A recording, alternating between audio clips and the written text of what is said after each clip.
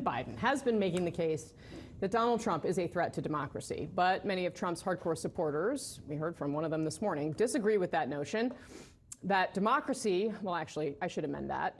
Some of these people we're about to hear from, different from our previous guest, think that democracy may not exist. Watch.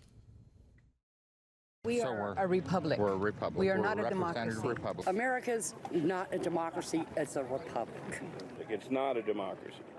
Okay, democracy is actually not as good as you think it is. I don't see freedom in democracy. I see freedom in the republic. Are you concerned if Trump loses? Yeah. That there will be another January 6th? No, I think there will be a civil war.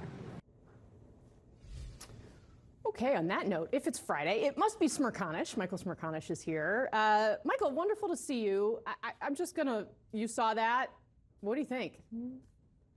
I think we're more inclined to vote on the size of one's hands than we are the relative merit of democracy. And what a sad commentary that is in this election cycle. But we know because when President Biden has spoken of the events of January 6th and tried to use that as a campaign issue, it hasn't resonated. So I'm not surprised, as concerning as I find it, that people aren't troubled by the prospect of the loss of some of their democratic principles and responsibilities and opportunities. It's not going to be a big issue in the election.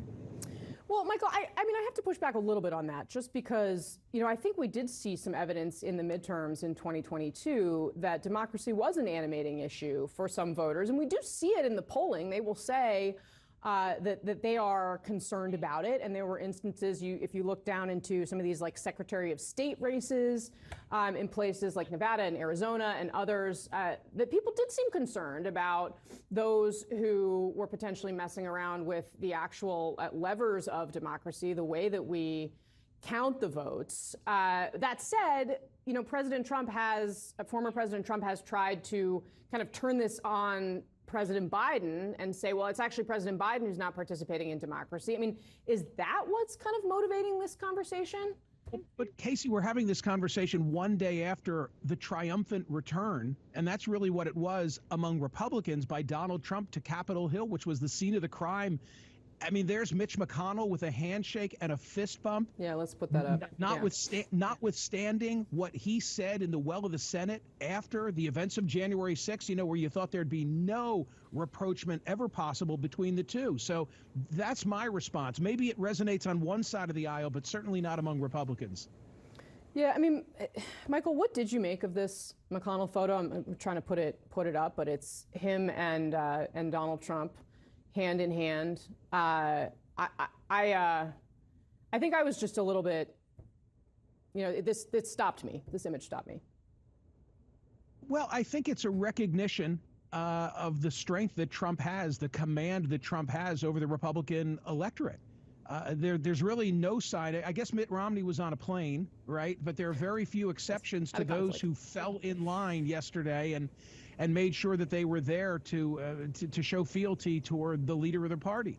And you know, he had opposition. He had a number of candidates, Trump, running against him, but he was the victor, blew away everybody who was on that stage. So you have to kind of step back and take stock of the fact that in the end, the indictments, the conviction, the events of January 6th, none of it stood in his way in securing the nomination of his party. Yeah. One of the other things they did at this event, Michael, was give him a birthday cake, because today is Donald Trump's 78th birthday, I believe. And I think it is worth reminding that this is a rematch that everybody tells us, you know, Americans tell us in polling they don't want. So at age 78, he would be the oldest ever at his swearing in. Joe Biden is 81. 3 years now separate the two of them. Kasie, I took note of the fact that there was not a 78 on that cake. Okay, there was a 45 on that cake, but nobody wanted to put 78 on that cake. And look, according to CBS and YouGov, data that came out earlier this week, a quarter, round numbers, of Americans don't think that either of them has the mental or cognitive health to be president.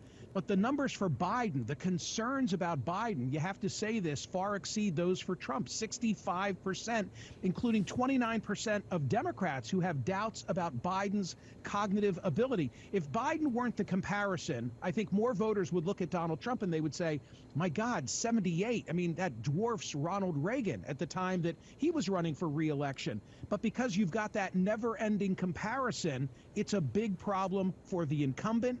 And it's one of those problems that's not going away. It's not going to get better with time. It's going to get worse.